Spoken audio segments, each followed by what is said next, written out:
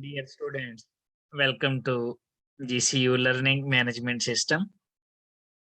Dear students, chapter number 3 gases में से आज हमारा थर्ड लेक्चर है। पहले लेक्चर में हमने डिस्कस किया था बॉयल्स लॉ, सेकंड लेक्चर में हमने डिस्कस किया था चार्ल्स लॉ। आज हम डिस्कस करने जा रहे हैं एवोगैड्रोस लॉ। डियर स्टूडेंट्स, हमने लास्ट 2 लेक्चर में भी डिस्कस किया कि हमारे पास फैक्टर हैं वॉल्यूम, टेम्परेचर, प्रेशर और नंबर ऑफ मोल्स। इसमें हम वॉल्यूम और प्रेशर का रिलेशनशिप डिस्कस कर चुके हैं बॉयल्स लॉ में। टेम्परेचर और नंबर ऑफ मोल्स यानी अमाउंट ऑफ गैस इसमें फिक्स थी, कांस्टेंट थी। फिर हमने सेकंड लॉ में वॉल्यूम और टेम्परेचर का रिलेशनशिप डिस्कस किया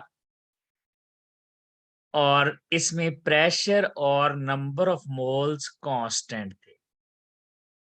आज हम तीसरा लॉ डिस्कस करेंगे और वो है वॉल्यूम और नंबर ऑफ मोल्स के दरमियान।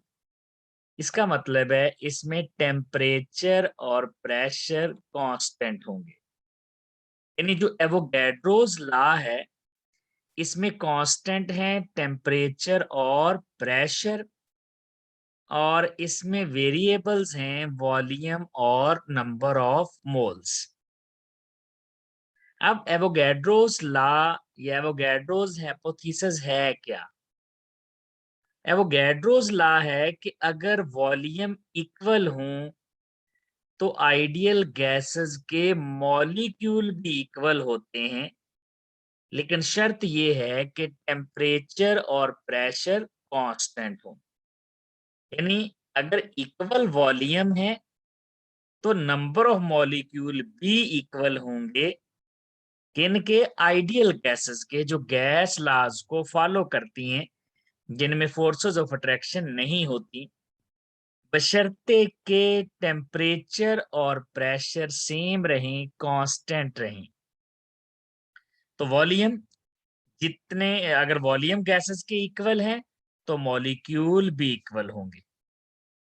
अगर इसमें मैथमेटिकली देखें तो वॉल्यूम का नंबर ऑफ मोल्स के साथ रिलेशन डायरेक्ट है। यानी जितने ज्यादा मोल उतना ज्यादा volume. Means amount of gas बढ़ती जाएगी तो उसमें नंबर ऑफ मॉलिक्यूल्स बढ़ते जाएंगे, वॉल्यूम भी बढ़ता चला जाएगा। प्रोपोर्शनैलिटी कांस्टेंट आ जाएगा, K B is equal to K N at constant temperature and pressure. और फिर हम n को इधर ले जाते हैं तो ये v ओवर n, ये रेशो बन जाती है volume to number of moles की इक्वल टू कांस्टेंट। और फिर बाकी लॉज की तरह v1 ओवर n1 इक्वल आ जाएगा v2 over n2। For example, अगर हमारे पास किसी भी गैस का 1 मोल है तो साफ ज़ाहिर है उस गैस में मॉलिक्यूल एवोगैड्रो नंबर के बराबर होंगे और उसका वॉल्यूम 22.414 डेसीमीटर क्यूब होगा। ये हमने चैप्टर 1 में भी डिस्कस कर लिया था जब हमने मोल, एवोगैड्रो नंबर और मोलर वॉल्यूम पढ़ा था। ये मोलर वॉल्यूम है 22.414, ये 1 मोल का वॉल्यूम है, जबकि ये 1 मोल के मॉलिक्यूल हैं। अब अगर दो गैसेस का वॉल्यूम बराबर है, फॉर एग्जांपल हाइड्रोजन का भी 22.414 है, ऑक्सीजन का भी 22.414 है, तो दोनों के मॉलिक्यूल भी सेम आएंगे, दोनों के मोल भी सेम आएंगे। तो गैसेस के अगर वॉल्यूम इक्वल हों तो उनमें मॉलिक्यूल भी इक्वल होते हैं। जैसा कि देखें, हमारे पास ऑक्सीजन जो है इसका वॉल्यूम है 22.414 और इसमें मॉलिक्यूल हैं एवोगैड्रो नंबर के बराबर, और ये 1 मोल होता है क्योंकि ये वॉल्यूम 1 मोल का है। अगर हमारे पास ऑक्सीजन की बजाय मीथेन हो आप मीथेन में भी देखें, जितना ऑक्सीजन का वॉल्यूम है उतना ही मीथेन का है। तो दो गैसेस के वॉल्यूम इक्वल हैं, इसका मतलब है दोनों गैसेस के मॉलिक्यूल भी इक्वल होंगे और इनके मोल भी इक्वल होंगे। एवोगैड्रोस लॉ है, अगर वॉल्यूम इक्वल तो इसका मतलब है उनमें मॉलिक्यूल भी इक्वल आएंगे। इसी तरह अगर हमारे पास कार्बन डाइऑक्साइड गैस है तो उसका भी वॉल्यूम देखें 22.414 है, तो उसमें भी मॉलिक्यूल सेम आएंगे, मोल भी सेम आएंगे। नाइट्रोजन में भी ऐसा ही है। तो अगर गैसेस का वॉल्यूम सेम होगा तो उनमें मॉलिक्यूल भी सेम होंगे, अगर मॉलिक्यूल सेम होंगे तो उनके मोल भी सेम होंगे, यानी इक्वल वॉल्यूम्स इक्वल मॉलिक्यूल्स। और मैथमेटिकली वॉल्यूम और नंबर ऑफ मोल्स का रिलेशन डायरेक्ट है। तो जितना ज्यादा वॉल्यूम होगा उतने ही ज्यादा मॉलिक्यूल होंगे। एक मोल का हमें पता है। अब जब हमें पता चल गया कि एक मोल जो होता है, एक मोल में मॉलिक्यूल एवोगैड्रो नंबर के बराबर होते हैं और एक मोल जो है उसका वॉल्यूम 22.414 डेसीमीटर क्यूब होता है। अब जब हमें एक मोल का पता चल गया तो एक मोल का मैस उसका मोलर मैस होता है। ये एक स्टैंडर्ड आपके पास पैरामीटर है, यहां से आप कोई भी कैलकुलेशन कर सकते हैं। यानी अगर वो आपसे कहे कि नहीं 22.414 नहीं है बल्कि 2.24 है, तो आप बताएं इतने वॉल्यूम में मॉलिक्यूल कितने होंगे। तो एक्चुअली ये 22.414 को 10 से डिवाइड किया है, तो आप मॉलिक्यूल को भी 10 से डिवाइड कर दें तो ये 10⁻23 की बजाय 10⁻22 रह जाएंगे। आप मैस को भी 10 से डिवाइड कर दें, ये 3.2 ग्राम हो जाएगा, और आप मोल को भी तो ये 0.1, यानी ये हमारे पास 0.1। अब 2.24 ये किसी भी जब आइडियल गैस का होगा तो उसमें मॉलिक्यूल इतने ही आएंगे, उसमें मोल भी इतने आएंगे। हाँ, मैस डिफरेंट होगा हर गैस का। इसी तरह देखें, अगर आप वॉल्यूम ले लेते 11.2, अब अगर आप 11.2 को देखें तो ये 22.414 का हाफ है, यानी आपने वॉल्यूम को हाफ कर दिया। इसका मतलब है ये जो मॉलिक्यूल हैं ये भी हाफ हो जाएंगे अगर वॉल्यूम हाफ किया, क्योंकि दोनों का रिलेशन डायरेक्ट है। जितना ज्यादा वॉल्यूम उतने ज्यादा मोल, और जितने ज्यादा मोल उतने ज्यादा मॉलिक्यूल। आपने अगर वॉल्यूम को हाफ किया है तो देखिए उसके मोल भी हाफ हो गए हैं, 1 से मोल 0.5 हो गए, तो फिर उसका मैस भी हाफ हो जाएगा। तो आपने वॉल्यूम को हाफ किया तो उसमें मोल भी हाफ हो गए, उसके मॉलिक्यूल भी हाफ हो गए। अब फर्दर आप इस वॉल्यूम को अगर 10 से डिवाइड कर दें, यानी ये आ जाएगा 1.12, फिर आपको मॉलिक्यूल को भी 10 से डिवाइड करना पड़ेगा, आपको मैस को भी 10 से डिवाइड करना पड़ेगा, और आपको मोल को भी। जब वॉल्यूम 10 से डिवाइड किया तो ये बन गया, जब आप इसको 10 से डिवाइड करेंगे 11.2 को, तो ये हमारे पास आ जाएगा 1.12। इसको 10 से डिवाइड करेंगे तो ये पावर चेंज हो जाएगी, 10⁻22 रह जाएगी। 16 को डिवाइड करेंगे तो 1.6 आ जाएगा, और इसको 10 से डिवाइड करेंगे तो 0.05। मींस जब आपको पता चल चुका है कि 22.414 में मॉलिक्यूल एवोगैड्रो नंबर के बराबर है और ये एक मोल है, तो फिर चाहे वो जितना मर्जी वॉल्यूम दे दे, आप उसमें से मॉलिक्यूल निकाल सकते हैं। यानी जब आपको वॉल्यूम पता चल गया कि इतना वॉल्यूम है, तो आपके पास एक स्टैंडर्ड पैरामीटर है कि 22.414 में एवोगैड्रो नंबर के बराबर है, तो जितना वो वॉल्यूम दे देता है उस लिहाज से आप कैलकुलेशन कर सकते हैं। नेक्स्ट है इसकी ग्राफिकल एक्सप्लेनेशन। देखें, वॉल्यूम और टेम्परेचर, इसका नंबर ऑफ मोल्स, इनका रिलेशन है डायरेक्ट। ये है एवोगैड्रोस लॉ। वॉल्यूम और नंबर ऑफ मोल्स का रिलेशन डायरेक्ट है। अब इसमें टेम्परेचर और प्रेशर कांस्टेंट है, और जब भी दोनों का रिलेशन डायरेक्ट होता है तो स्ट्रेट लाइन आती है विद पॉजिटिव स्लोप। अब ये जो लाइन है इसमें हर लाइन, इस लाइन पर टेम्परेचर सेम है, क्योंकि अगर आप टेम्परेचर या प्रेशर चेंज करेंगे तो टेम्परेचर या प्रेशर चेंज करने से नंबर ऑफ मॉलिक्यूल्स बदल जाएंगे। टेम्परेचर या प्रेशर चेंज करने से वॉल्यूम चेंज हो जाएगा। अगर वॉल्यूम चेंज होगा तो किस तरह का इफेक्ट आएगा, देखें। अगर हम टेम्परेचर चेंज कर दें, अकॉर्डिंग टू चार्ल्स लॉ, जब टेम्परेचर इंक्रीज करेंगे तो वॉल्यूम बढ़ जाएगा।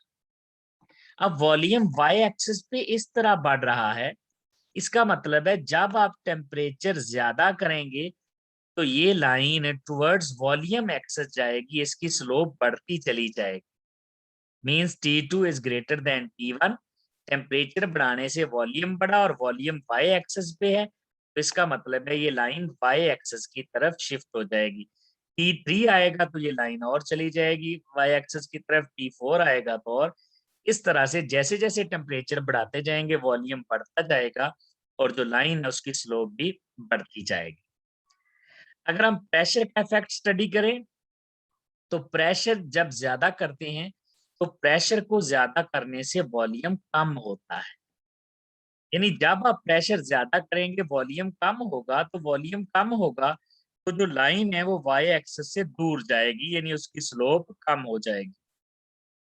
क्योंकि P1 लो प्रेशर है, P2 हाई प्रेशर है, तो देखें ये वॉल्यूम कम हो गया। प्रेशर ज्यादा करने से ये लाइन नीचे आई है, क्योंकि वॉल्यूम कम हुआ, ये लाइन नीचे को आती जाएगी। प्रेशर और ज्यादा बढ़ाएंगे तो ये लाइन और नीचे आती जाएगी और इसकी स्लोप कम होती जाएगी। इस तरह जब जो कांस्टेंट है इसमें टेम्परेचर और प्रेशर ये चेंज करेंगे तो टेम्परेचर ज्यादा करने से स्लोप बढ़ जाएगी और प्रेशर ज्यादा करने से स्लोप की वैल्यू कम हो जाएगी। फाइनली हम दो एमसीक्यूज देख लेते हैं, काफी दफा पास्ट पेपर में आ चुके हैं। Which of the following have same number of molecules at STP. तो according to Avogadro's law molecule कब सेम होते हैं? जब वॉल्यूम सेम होते हैं, जब मोल सेम होते हैं। अगर वॉल्यूम इक्वल हो तो फिर मोल इक्वल होते हैं, और अगर मोल इक्वल होते हैं तो फिर मॉलिक्यूल भी इक्वल हो जाते हैं। तो यहाँ देखें 280 सेंटीमीटर क्यूब है CO2 और 280 सेंटीमीटर क्यूब N2O। इसका मतलब है दोनों का वॉल्यूम सेम है। अगर वॉल्यूम सेम होगा तो मॉलिक्यूल भी सेम होंगे, तो इसका आंसर भी यही बन जाएगा। 32 ग्राम ऑक्सीजन 1 मोल है, 11.2 डेसीमीटर क्यूब ऑक्सीजन आधा मोल है, तो इसका मतलब इनमें मॉलिक्यूल बराबर नहीं होंगे। 44 ग्राम कार्बन डाइऑक्साइड 1 मोल है, 11.2 डेसीमीटर क्यूब कार्बन मोनोऑक्साइड आधा मोल है, इनमें भी मोल बराबर नहीं है, तो इसका मतलब है मॉलिक्यूल बराबर नहीं है। 28 ग्राम नाइट्रोजन का 1 मोल है, 5.6 डेसीमीटर क्यूब ऑक्सीजन जो है इसके 0.25 मोल बनते हैं, तो इसका मतलब इनमें भी मॉलिक्यूल बराबर नहीं आएंगे, क्योंकि मॉलिक्यूल तब बराबर आएंगे जब मोल बराबर आएंगे या उनके वॉल्यूम बराबर आएंगे। तो ये 280 सेंटीमीटर क्यूब वाला आंसर बन जाएगा। इसी तरह से अगर हमारे पास ये एक और एक्सरसाइज का एमसीक्यू है, number of molecules in 1 decimetre cube of water. सबसे पहले तो अगर हमारे पास यहाँ पर गैशियस वाटर होता तो उस लिहाज से कैलकुलेशन देखते हैं। अगर हमारे पास स्टीम होती, गैशियस वाटर होता, तो हमें पता है 22.414 डेसीमीटर क्यूब जब वॉल्यूम होता है तो मॉलिक्यूल होते हैं एवोगैड्रो नंबर के बराबर। अब अगर 1 डेसीमीटर क्यूब में निकालना है तो ये 1 डेसीमीटर क्यूब, तो ये जब 1 डेसीमीटर क्यूब में निकालेंगे तो 22.414 इधर जाके डिवाइड हो जाएगा, डिवाइडेड बाय 22.414। तो ये हमारे पास आंसर आ जाता है एवोगैड्रो नंबर डिवाइडेड बाय 22.414, ये वाला आंसर बनता। अब उसने यहाँ पर गैसियस वाटर नहीं कहा, उसने यहाँ पर सिंपली वाटर कह दिया। इसका मतलब है ये गैसेस का वॉल्यूम होता है, ये सिर्फ आइडियल गैसेस के लिए है, तो इट मींस ये वाला फार्मूला अप्लाई नहीं होगा। फिर हम इसको कैसे सॉल्व करेंगे? फिर हमें चाहिए होंगे मोल इसके, और मोल किसके बराबर होते हैं? Mass over molar mass, mass over molar mass. अब वाटर का मोलर मैस तो हमें पता है कितना है, वाटर का मोलर मैस होता है 18 ग्राम्स पर मोल। हमें चाहिए इसका मैस, स्टेटमेंट में मैस नहीं है, वाटर का वॉल्यूम है। अब वाटर का वॉल्यूम, वाटर की चूंकि डेंसिटी 1 होती है, अगर डेंसिटी 1 होगी तो D is equal to m/v। अगर डेंसिटी 1 है तो इसका मतलब है मैस और वॉल्यूम बराबर हैं, यानी वाटर का जितना मैस होता है उतना ही वॉल्यूम होता है, क्योंकि इसकी डेंसिटी 1 होती है। मींस ये 1 डेसीमीटर क्यूब का मतलब है 1 किलोग्राम। 1 किलोग्राम और 1 किलोग्राम का मतलब है 1000 ग्राम्स। अब हमें मैस का पता चल गया, ये 1000 ग्राम्स इसका मैस आ गया। इसको मोलर मैस से डिवाइड कर दें, ये हमारे पास आ जाएंगे मोल 55.5। जितने मोल आ जाएं उसको एवोगैड्रो नंबर से जब मल्टीप्लाई करते हैं तो ये हमारे पास मॉलिक्यूल आ जाते हैं, मीन ये आंसर बन जाएगा। तो ये दोनों में फर्क देख लेना है कि अगर वो गैसियस वाटर पूछे तो फिर आपने 22.414 से कैलकुलेशन कर लेनी है, लेकिन अगर गैसियस वाटर नहीं है, लिक्विड वाटर है, सिंपली वाटर है, तो फिर आप उसके वॉल्यूम को मैस, जितना वॉल्यूम होगा उतना ही मैस होगा, क्योंकि डेंसिटी 1 होती है। तो इस तरह हम इजीली कैलकुलेशन कर सकते हैं। तो ये था डियर स्टूडेंट्स एक छोटा सा टॉपिक एवोगैड्रोस लॉ और उसकी ग्राफिकल एक्सप्लेनेशन और उससे related MCQs. Thank you very much.